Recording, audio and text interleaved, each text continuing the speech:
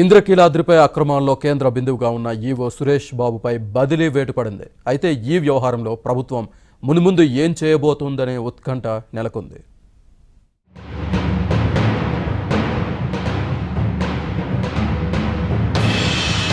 ఇంద్రకీలాద్రిపై 4 రోజుల పాటు ఏసీబీ నిర్వహించిన దాడుల్లో ఎన్నో అవకతవకలు బహిర్గతమయ్యాయి. అమ్మవారి ఫోటోలమ్మే విభాగంలో పనిచేస్తున్న P Ravikumar, K Ramesh, P రాంబాబులను సస్పెండ్ చేశారు. చీరలమ్మే కౌంటర్లు, అన్నదానం స్టోర్స్, పారిశుద్ధ్య, భోజనం వడ్డించే వారి నియామకంలో కాంట్రాక్ట్ ఏజెన్సీ అనేక అవకతవకలకు పాల్పడిందని, గ్యాస్ సిలిండర్ల సరఫరాలో కూడా అవకతవకలు జరిగాయని పేర్కొన్నారు. అన్నదానం కోసం విరాళంగా వచ్చిన 54,31,382 రూపాయలను ఫిక్స్డ్ డిపాజిట్ల రూపంలో వేయలేదని పేర్కొన్నారు. ప్రసాదం కౌంటర్లో తన సమీప బంధువును ఉద్యోగిగా పెట్టి అసలు ఉద్యోగి వెళ్లిపోయారని ఏసీబీ గుర్తించింది. ఆలయంలో ప్రధానమైన స్టోర్స్ లో రికార్డుల్లో ఉన్న సరుకుకి, భౌతికంగా ఉన్న సరుకుకి మధ్య నిల్వల్లో తేడా ఉందని గుర్తించారు. పాలనా కార్యాలయంలో కూడా అనేక అవకతవకలు జరిగాయని, గుంటూరు జిల్లాలో సహకార వ్యవస్థలో లేని డైరీ నుంచి ఆవు నెయ్యిని కొనుగోలు చేయటం, టెండర్లు నిర్వహించకపోవడం పట్ల ఆడిట్ అభ్యంతరాలను ఈవో పట్టించుకోలేదని పేర్కొన్నారు. సెక్యూరిటీ గార్డులను, సూపర్వైజర్లను సరఫరా చేసే మ్యాక్స్ సంస్థ ఎంపికలో ఈవో, కమిషనర్ ఆదేశాలను ఉల్లంఘించారని పేర్కొన్నారు. వెడ్డి సింహాల మాయం సమయంలో ఈ సెక్యూరిటీ సంస్థ అజాగ్రత్త వలనే జరిగిందని వివరించారు. రిజిస్టర్ 43/8 నిర్వహించకపోవడం వల్ల ఆడిట్ అభ్యంతరాలను ఏసీబీ గుర్తించింది. ఇందుకు బాధ్యులైన వారిపై చర్యలు తీసుకోవాల్సిందిగా ఏసీబీ కోరింది.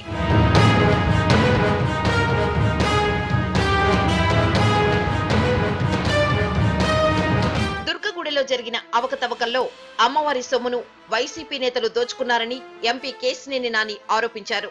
అసలు దోషి ఇక్కడున్నటువంటి దేవాదాయ శాఖ మంత్రి వెల్లంపల్లి శ్రీనివాసు, అట్లాగే అతను నిబంధనలను అతిక్రమించి తెచ్చుకున్నటువంటి ఎగ్జిక్యూటివ్ ఆఫీసరు, వాళ్ళిద్దరిని తీవ్రంగా శిక్షించాలి. ముందుగా ఈ వెల్లంపల్లి శ్రీనివాస్ అనే వ్యక్తిని జగన్మోహన్ రెడ్డికి చిత్తశుద్ధి ఉంటే, ప్రజల పట్ల కమిట్మెంట్ ఉంటే అతన్ని మంత్రివర్గం నుంచి తొలగించాలి. అనేక గుడులు ఈ మంత్రి ఆధ్వర్యంలో దోపిడీకి గురవుతున్నాయి. కొన్ని 100 కోట్ల ఆస్తులు 20 నెలల్లో వెల్లంపల్లి సంపాదించాడు. ఎక్కడి నుంచి సంపాదించాడు? ఇంతకుముందు అతనికి ఎంత ఉంది, ఈరోజు కొన్ని 100 కోట్లు నల్లధనం ఎట్లా సంపాదించాడు అనే దాని మీద కూడా సిబిఐ ఎంక్వైరీ ఖచ్చితంగా వేయాలి. అతన్ని మంత్రివర్గం నుంచి తొలగించాలి. ఈ అవకతవకలకు బాధ్యులుగా గుర్తించిన 15 మంది ఉద్యోగులను ఇప్పటికే సస్పెండ్ చేసిన దేవాదాయ శాఖాధికారులు పెద్ద తలకాయలపై దృష్టి పెట్టారు.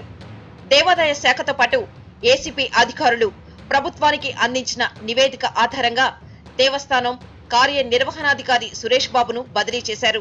ఈవో సురేష్ బాబు ఆర్డర్స్ ని అందరూ కూడా అమలు చేసినటువంటి పాపానికి సుమారు 15 నుంచి 16 మంది ఉద్యోగస్తులు సస్పెండ్ అయ్యారు. కానీ కోట్లాది రూపాయలు అవినీతి చేసినటువంటి ఈవో సురేష్ బాబుని సస్పెండ్ చేయకుండా కేవలం బదిలీ చేయడం చాలా దుర్మార్గం. మొదటి నుంచి చెప్తూనే ఉన్నాం, మంత్రి వెల్లంపల్లి శ్రీనివాస్ బినామీ ఈవో సురేష్ బాబు అని. ఏసీబీ దాడులు జరుగుతున్న సమయంలో కూడా నేను చెప్పా, వీరికి స్వరూపానంద సరస్వతి ఆశీస్సులు ఉన్నాయి. తాడేపల్లి ప్యాలెస్లో సజ్జల రామకృష్ణారెడ్డి గారితో పంచాయతీ చేసుకున్నారు. ఈయనకి ఇబ్బంది ఉండదని చెప్పా, ఈరోజు అదే నిజమైంది. ఈ నివేదికను పూర్తి స్థాయిలో పరిశీలించిన అనంతరం చర్యలు తీసుకునే పనిలో ఉంది ప్రభుత్వం.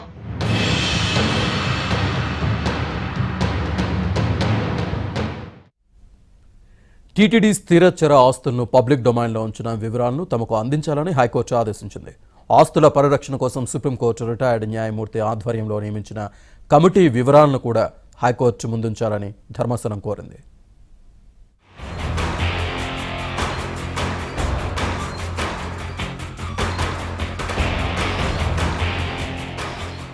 టీటీడీ ఆస్తులను పరిరక్షించాలంటూ హైదరాబాద్ కు చెందిన న్యాయవాది బాలాజీ హైకోర్టులో పిటిషన్ దాఖలు చేశారు. ప్రధాన న్యాయమూర్తి జస్టిస్ అరూప్ కుమార్ గోస్వామి నేతృత్వంలోని ధర్మాసనం ఈ పిటిషన్ను విచారించింది. ఆస్తుల వివరాలన్నింటినీ ప్రజల ముందు ఉంచాలని, ఆస్తులను అమ్మేందుకు టీటీడీకి అధికారం లేదని బాలాజీ వాదించారు. ఆస్తులు అమ్మటం చట్టవిరుద్ధమని, ఇలాంటి చర్యలను అడ్డుకోవాలని విజ్ఞప్తి చేశారు. ఈరోజు తిరుమల తిరుపతి దేవస్థానంపై అనేకమైన అలిగేషన్స్ ఉన్నాయి. ఏంటంటే పింక్ డైమండ్ మిస్ అయిపోయిందని, చాలా జ్యువెలరీ మిస్ అయిపోయిందని, ప్రాపర్టీస్ ఇంతకుముందు 7 కొండలు కాదు 5 కొండల స్వామి అని చెప్పి కొంతమంది కామెంట్ చేయడము, ఇవన్నీ చూస్తూ ఉంటే డెఫినెట్గా స్వామివారి ఆస్తులు రోజు రోజుకి కనుమరుగయ్యే అవకాశం ఉంది. కాబట్టి ఈ ఆస్తులన్నింటినీ కూడా ప్రజలు ఎంతో విశ్వాసంతో భక్తులు స్వామివారికి సమర్పించిన కాబట్టి వీటన్నింటినీ కూడా పరిరక్షించాల్సిన బాధ్యత తిరుమల తిరుపతి దేవస్థానం మీద, అదేవిధంగా గవర్నమెంట్ మీద కూడా ఉంటుంది. అదేవిధంగా నా ఉద్దేశం ప్రకారము న్యాయస్థానం మీద కూడా ఉంది అనేది నా ఉద్దేశం. అయితే టీటీడీ స్థిరచర ఆస్తులను ఇప్పటికే పబ్లిక్ డొమైన్లో ఉంచామని తిరుమల తిరుపతి దేవస్థానం తరపు న్యాయవాది వివరించారు. టీటీడీ ఆస్తుల పరిరక్షణ కోసం సుప్రీంకోర్టు రిటైర్డ్ న్యాయమూర్తి ఆధ్వర్యంలో కమిటీని నియమించామని కూడా కోర్టు దృష్టికి తీసుకువచ్చారు. దీనితో వీటన్నిటికీ సంబంధించిన వివరాలను 5 రోజుల్లో అందించాలంటూ విచారణను హైకోర్టు వాయిదా వేసింది.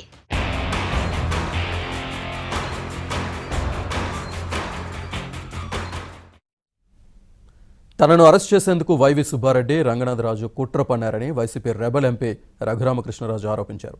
శుక్రవారం తాను తన నియోజకవర్గం నర్సాపురానికి వెళ్లాలనుకున్నానని, అయితే తనను అరెస్ట్ చేసేలా వైసీపీ నేతలు కుట్ర పన్నారని చెప్పారు. The Chief Minister or his secretaries, of course, as everybody knows, CM గారికి మరి ఒక క్షణం కూడా తీరిగలేదు అనుకుంటున్నాను. మరి వారు దొరుకుతారో దొరకరు. ముఖ్యమంత్రి గారి కనుసన్నల్లోనే వారి బాబాయ్, వారి శ్రీ రంగనాథరాజు యాక్ట్ చేస్తున్నారా, లేదు ఆయనకు తెలియకుండా ఇదంతా జరుగుతుందా? ఎందుకంటే నాకు కూడా ఇంటెలిజెన్స్ వాళ్ళు ఇచ్చిన రిపోర్ట్ ఏంటంటే ఈ రకంగా కుట్రలు జరుగుతున్నాయని పోలీస్ స్టేషన్స్లో కూడా కనుక్కున్నాను. ఇవన్నీ చేస్తున్నారు. సో కాబట్టి నేను కాస్త సంయమనం పాటించి నాకు ముఖ్యమంత్రి గారు ఆఫీస్ కానీ ముఖ్యమంత్రి గారు కానీ దొరికే వరకు వారితో మాట్లాడి నిజంగా ఆయనే దీని వెనక ఉంటే అది రాష్ట్రానికి చాలా దురదృష్టం. ఎందుకంటే పార్టీలో ఉన్న ఎంపీని రానివ్వకుండా, నియోజకవర్గానికి రానివ్వకుండా ఇటువంటి వాళ్ళని ఏమనాలో మరి ఆ మాట కూడా రావట్లా. ఎందుకంటే కాస్త చదువు సంస్కారం ఉంది కాబట్టి, పోస్ట్ గ్రాడ్యుయేషన్ కాబట్టి ఇల్లిటరేట్స్ గురించి ఇంతకన్నా నేను ఎక్కువ మాట్లాడలేను. నాకు సంస్కారం అడ్డొస్తుంది. సో నేను ముఖ్యమంత్రి గారి ఆఫీస్ని రీచ్ అయ్యి, వీలైతే ముఖ్యమంత్రి గారిని కూడా రీచ్ అయ్యి, మీరే ఇదంతా చేయిస్తున్నారా, ఇది మీకు తెలిసి జరుగుతుందా తెలియక జరుగుతుందా, I need the proper information from your office. If they fail to give me any information, I will approach the court. I will inform the court that this is the petitions I had given to the Honorable Prime Minister and the Honorable President and the Honorable Home Minister, and this is what these folks were trying to book cases against me, for which I have all the evidence, and this is how the Minister is trying to stop me.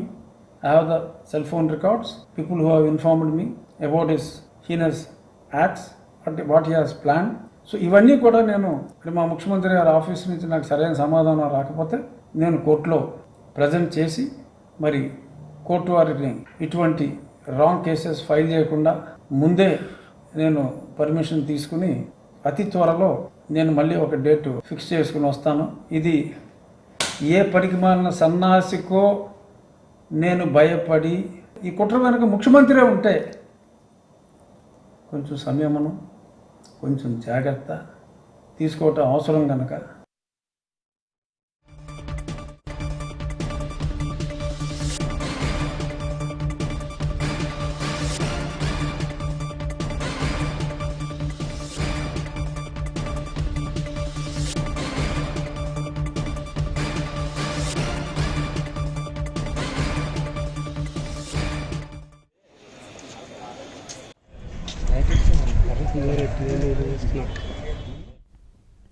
తాడిపత్రిలో జేసీ కుటుంబం టార్గెట్గా పోలీసుల సోదాలు కలకలం రేపుతున్నాయి.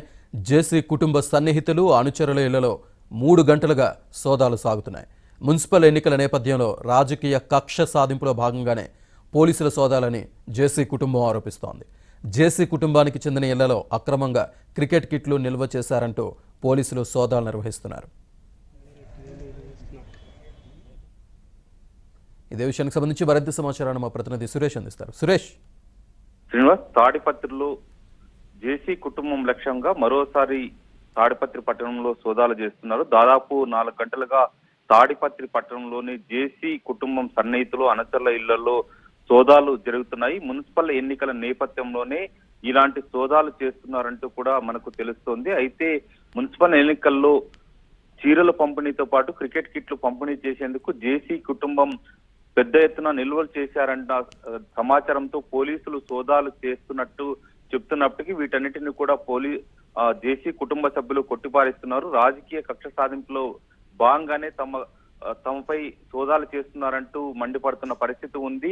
గతంలో 3-4 సంవత్సరాల క్రితం ఏదైతే క్రికెట్ సంక్రాంతి పోటీల సందర్భంగా నిల్వ చేసుకున్న ఆటల పోటీలకు సంబంధించిన మెటీరియల్ అంతా ఏదైతే తమ అనుచరుల ఇళ్లలో ఉంటే వాటినంటిని కూడా సోదాలు చేస్తున్నారు. రాజకీయ కక్ష సాధింపులో భాగంగానే ఇలాంటి సోదాలు చేస్తున్నారంటూ కూడా జేసీ కుటుంబం తీవ్రస్థాయిలో ఆగ్రహం వ్యక్తం చేస్తున్న పరిస్థితి ఉంది. పోలీసులు 4-5 బృందాలుగా ఏర్పడి తాడిపత్రి పట్టణంలోని జేసీ కుటుంబ సన్నిహితులు అనుచరుల ఇళ్లలో సోదాలు జరుగుతున్నాయి. Srinivas. Right, thank you Suresh. Narasaraopet విద్యార్థిని అనూష హత్యపై విద్యార్థి లోకం భగ్గుమంటోంది. నిందితులను కఠినంగా శిక్షించాలని విద్యార్థులు డిమాండ్ చేస్తున్నారు. తెనాలిలో విద్యార్థులు నిరసన ప్రదర్శన చేశారు. ఎస్ఎఫ్ఐ కమిటీ ఆధ్వర్యంలో ర్యాలీ చేపట్టారు. బాధితురాలి కుటుంబ సభ్యులను ప్రభుత్వం ఆదుకోవాలని కోరుతున్నారు.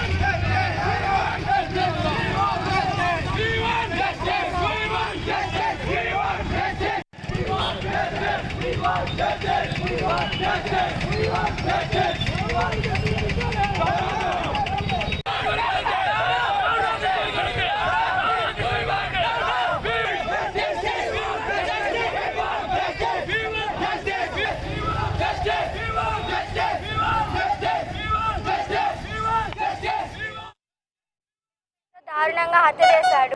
ఏదో విధంగా న్యాయం జరగాలని ఎస్ఎఫ్ఐ బృందం తరపున కోరుకుంటున్నాము. ఇలాంటి హత్యలు మళ్ళీ జరగకూడదని కోరుకుంటున్నాము. అందరికీ న్యాయం జరగాలి. ఇలాంటి దారుణాలు ఎక్కడ జరగకూడదు. జరిగిన వాళ్ళకి కఠినంగా శిక్ష పడాలి. ఇప్పుడు బయటికి తీసుకెళ్లి ప్రేమ అనే పేరుతో ఎవరో తీసుకెళ్లి చంపేశారు. వాళ్ళు ప్రేమించిన వాడే తీసుకెళ్లి చంపేశాడు. ఎలాగైనా ఆ కుటుంబానికి ప్రభుత్వం తరపున న్యాయం చేయాలని ఏఎస్ఎఫ్ బృందం ద్వారా కోరుతున్నాం. విజయవాడ కనకదుర్గ ఫ్లైఓవర్పై తన కారును ఢీకొట్టి చంపే యత్నం చేశారంటూ నటి శ్రీసుధ బెజవాడ 1 టౌన్ పోలీసులకు ఫిర్యాదు చేశారు. కెమెరామెన్ శ్యామ్ కే నాయుడుపై అనుమానం వ్యక్తం చేశారు.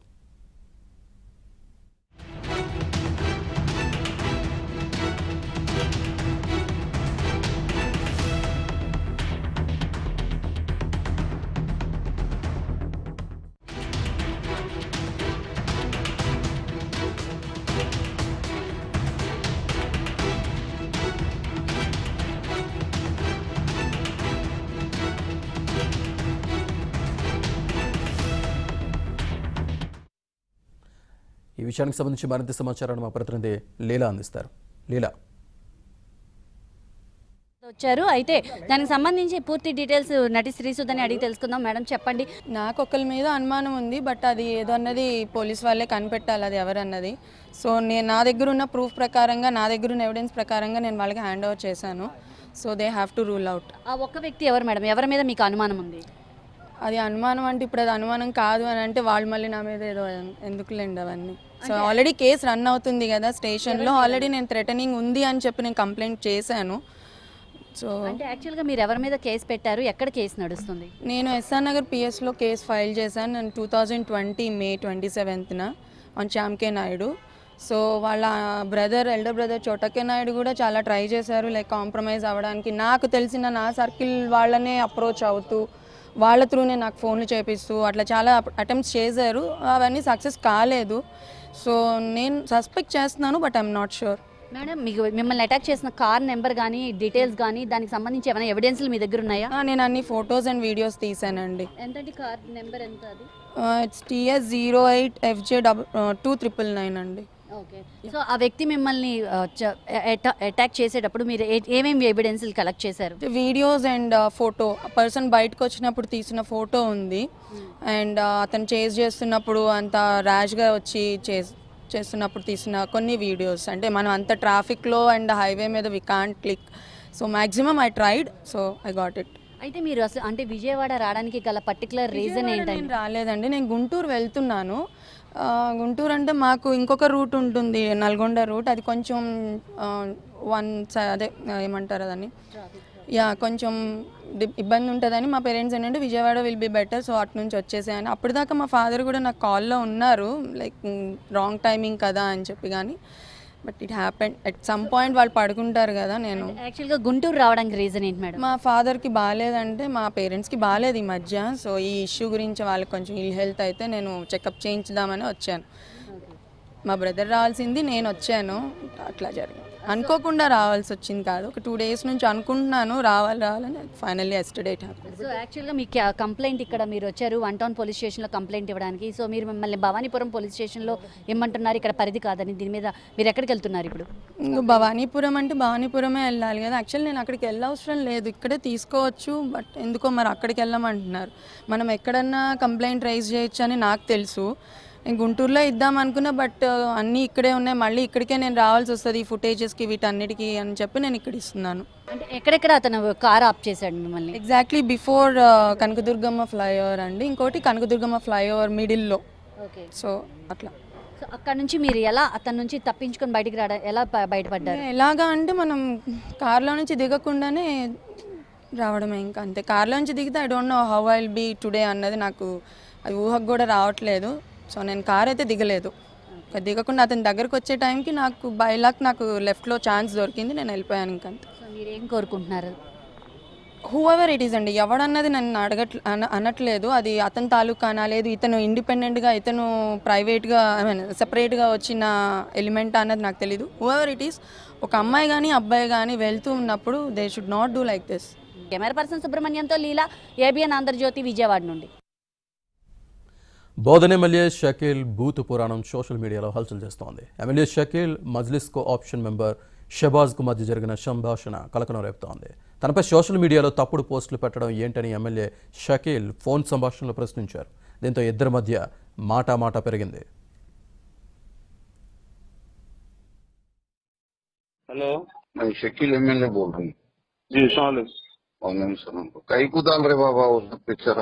हाँ साहब, आप भी कई को बोले कल साहब के बारे में, पार्टी के बारे में हमारे बोले ना, बी टीम वो टीम बोल के हमारे बड़े साहब के बारे में, हसन साहब के बारे में कमेंट करे आप जी। ठीक है, डालो, आप डालो, कोई बात नहीं, डालो। नहीं, आप पहले डाले ना, पहले आप क्यों बोलते? आप डालो, जो कर रहे इसलिए बोले, तो कुछ भी नहीं करे। आप आपके बड़े साहब से, आप आपके सीएम साहब के बारे में पूछ के बोले क्या ये बात जो कर रहे हो? पूछ के नहीं साहब, एमएलए साहब, आप आपके सीएम को केसीआर साहब को पूछे क्या? मैं बोल रहा हूँ मैं बड़े साहब के बारे में तुम्हारे बोल के, केसीआर साहब आपसे मशवरा लेते हमारे बड़े साहब से। आप जो सो एक एमएलए मुसलमान एमएलए कैसा कमेंट करते, कैसा काम करे? अब आप कैसा बोलते? कल आप क्या बोल के बोले? क्या बी टीम बोलते? तुम सबूत करो, तुम कहाँ पे आते हम भी आते, आप सबूत करो। काहे सबूत करने का नहीं, पूरे हिंदुस्तान में मालूम है। आज टीआरएस मजलिस के इस पे है बलबूते पे, असद साहब के जो गवर्नमेंट कायम करी टीआरएस पूरा तेलंगाना में करी बाबा। वो आपके सीएम साहब को पूछो कैसा करी, बहुत अच्छा काम करे। हाँ, आप सीएम साहब को पूछो, आप लेवल के नहीं है हमारे साहब के, आप हमारे से कर लेना पहले ये बात। हमारे साहब के तो दूर की बात है, आपको उनके जूतियों की धूल के बराबर है आप। अरे तू एक अरे बात तेरी अभी बता तो अभी बता।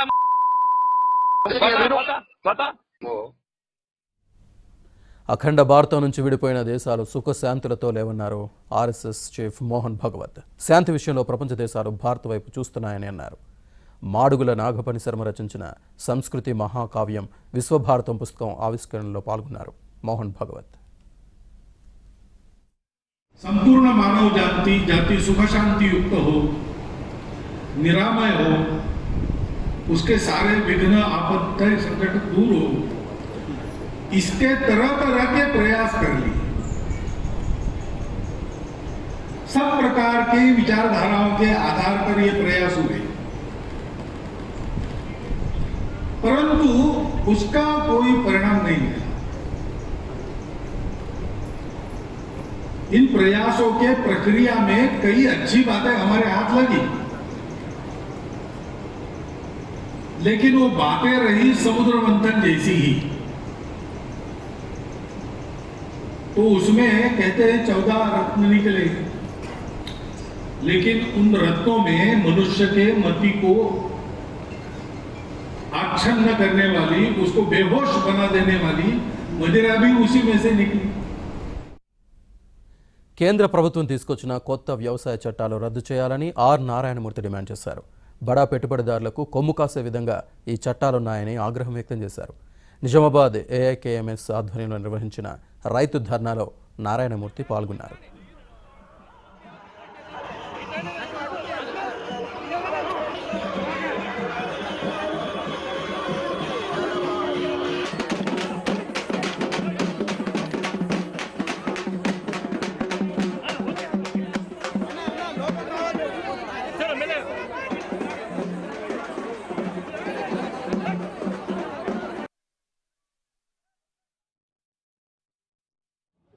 ఈవేళ భారతదేశ రైతాంగం ఇవాళ నార్త్ ఇండియాలో ఎంత గొప్ప ఉద్యమం జరుగుతుందో, ఈవేళ ఇంకా మన రాష్ట్రాల్లో వామపక్ష పార్టీలు కానీ అనేక ప్రజా సంఘాలు కానీ రైతు సంఘాలు కానీ చేస్తున్నాయి, కానీ రైతుల పరంగా పిలుపుకు రావట్లా. రావాలంటే ఈ చట్టాలు వాళ్ళు తెలియాలంటే మీరు నమ్మండి, ఏ బోధనలో, ఏ ఆర్మూర్లో, ఏ నిజామాబాద్ జిల్లాలో, ఏ ప్రాంతంలో ఏ పసుపు బోర్డుని తెస్తామని ఇంతకుముందు ఎన్నికల్లో ఈ గవర్నమెంట్ చెప్పాయో ఆ పసుపు బోర్డు పట్టాలే సరిగదా. ఈవేళ పసుపు బోర్డులే కాదు, చివరికి మార్కెట్లు, నాబార్డులు, మార్కెట్ యార్డులు, ఐపీకే కేంద్రాలు ఏమి ఉండి ఇవాళ మొత్తం తెస్తారు. ఒకే దేశం ఒకే మార్కెట్ అని మొత్తం కార్పొరేట్ చేతుల్లో పెడతారు ఈ వ్యవస్థని. అందుకని వాళ్ళు టీఆర్ఎస్ పార్టీయా, బీజేపీయా, కాంగ్రెసా, వామపక్షాలా, ఎనీ పార్టీ ఎల్స్, రైతుల పార్టీ జెండా ఏమైనా సరే రైతుల ఎజెండాల్లో ఈ నూతన వ్యవసాయ చట్టాలను రద్దు చేయాలి. అదే ఎజెండాగా పెట్టుకొని మొత్తం రైతులందరూ కూడా నార్త్ ఇండియా జరుగుతున్న రైతులకు సంఘీభావం ప్రకటిస్తూ ముందుకు రావాలని నేను విజ్ఞప్తి చేస్తున్నా. నేను కేసీఆర్ గారు విజ్ఞప్తి చేస్తున్నా. అయ్యా కేసీఆర్ గారు, ఎట్టి పరిస్థితుల్లో కూడా ఈ నూతన వ్యవసాయ చట్టాలను మీరు సపోర్ట్ చేయొద్దు. ది సేమ్ టైం మీరు మొన్నమాట చెప్పారు, చట్టాలు ఎలా ఉన్నా సరే నేను ఐపీకే కేంద్రంలో నేను రైతుల యొక్క పంటని నేను కొంటానన్నారు. మీరు అదే స్టాండ్తో ఉండడం కాకుండా మీరు ఫెడరల్ పంటనే మహోన్నత లక్ష్యంతో మీరు పెట్టాలనుకున్నారు. కాబట్టి సెంటర్తో మీరు కొట్లాడండి, రైతులకు మీరు న్యాయం చేయండి. హైదరాబాద్లో యజమానికి చెందిన BMW కారును దొంగిలించిన డ్రైవర్ను పోలీసులు అరెస్ట్ చేశారు. హైదరాబాద్ పుప్పాలగూడకు చెందిన Manjushree polymers managing director Madhusudan తన BMW కారు డ్రైవర్గా గుండప్పను 2 ఏళ్ల క్రితం నియమించుకున్నారు. అయితే ఈ నెల 23న ఇంట్లో ఎవరూ లేని సమయంలో గుండప్ప ఈ కారును తీసుకెళ్లిపోయాడు. అనుమానం వచ్చిన మధుసూదన్ పోలీసులకు ఫిర్యాదు చేశారు. చివరికి గుండప్పను కృష్ణానగర్లో పట్టుకున్న పోలీసులు అసలు విషయాన్ని రాబట్టారు.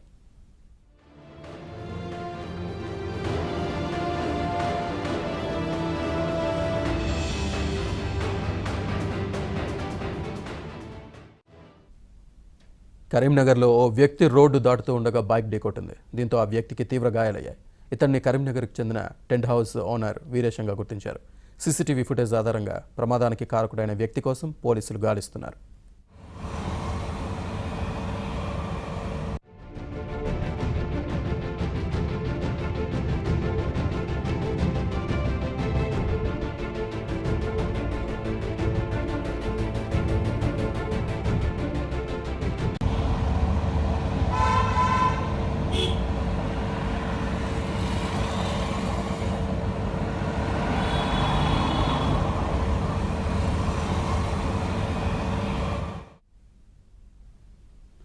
జగిత్యాల జిల్లా గొల్లపల్లి మండలంలో పోలీసులు ఓ కోడిని అరెస్ట్ చేశారు. ఓ హత్య కేసులో అరెస్ట్ చేసి తీసుకొచ్చిన కోడిని పోలీస్ స్టేషన్ బయట కట్టేసి ఉంచారు.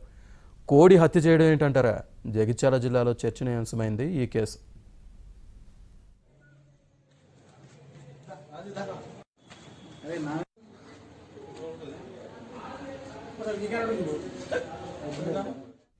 పందెం కోడి కాలికి అమర్చిన కత్తి గుచ్చుకొని ప్రాణం పోగొట్టుకున్నాడు వెల్గటూరు మండలం కొండాపూర్కు చెందిన తనుకుల సతీష్.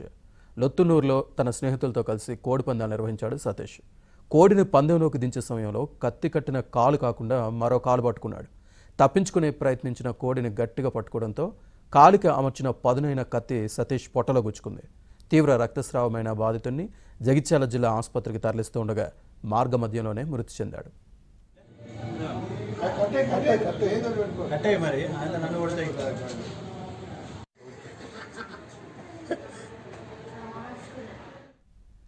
కేసు నమోదు చేసి దర్యాప్తు చేస్తున్న పోలీసులు వ్యక్తి మరణానికి కారణమైన కోడిని తీసుకొచ్చి స్టేషన్లో కట్టేశారు. పందెం రాయిలను అదుపులోకి తీసుకున్నారు.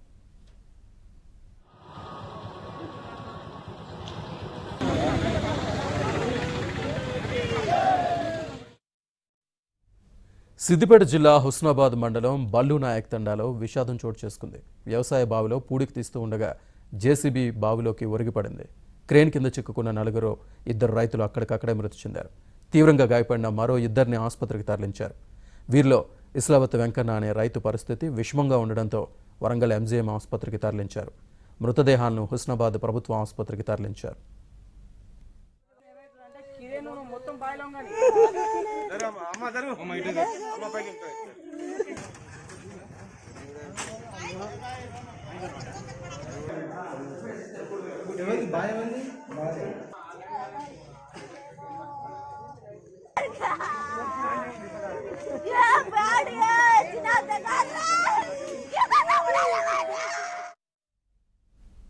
ధరణి పోర్టల్తో రిజిస్ట్రేషన్లు పారదర్శకంగా జరుగుతాయని ప్రభుత్వం అంటుంటే మరోవైపు అక్రమ రిజిస్ట్రేషన్లు జరుగుతున్నాయన్న విమర్శలు పెరుగుతున్నాయి. తాజాగా ఖమ్మం జిల్లాలో ఓ రైతు కుటుంబం తహసీల్దార్ కార్యాలయం ఎదుట ఆత్మహత్యాయత్నానికి పాల్పడింది. తమ భూమిని వేరే వ్యక్తులకు రిజిస్ట్రేషన్ చేశారని వారు ఆరోపిస్తున్నారు.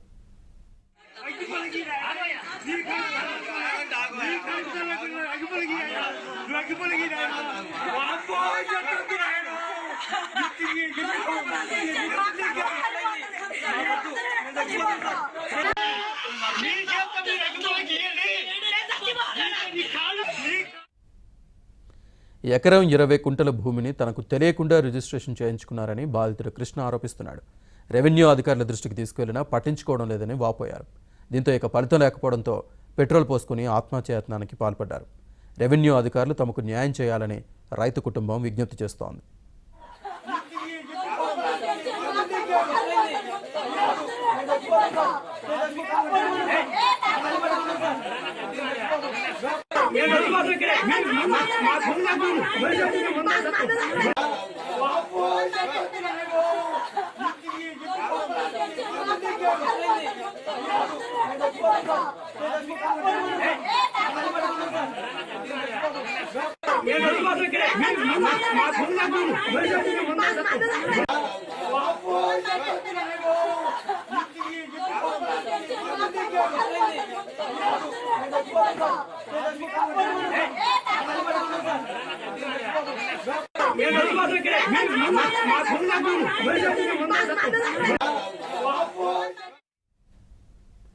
పుదుచ్చేరిలో రాష్ట్రపతి పాలనను ఆమోదిస్తూ గెజిట్ నోటిఫికేషన్ విడుదల చేసింది కేంద్రం. అంతకుముందు రాష్ట్రపతి పాలనకు ఆమోదముద్ర చేశారు రామ్నాథ్ కోవింద్. అసెంబ్లీ రద్దుకు లెఫ్టినెంట్ గవర్నర్ తమిళిసై సిఫారసును కేంద్రం ఆమోదించింది. అసెంబ్లీలో బల నిరూపణలో ఫెయిల్ అవడంతో కాంగ్రెస్ సర్కార్ కుప్పకూలింది.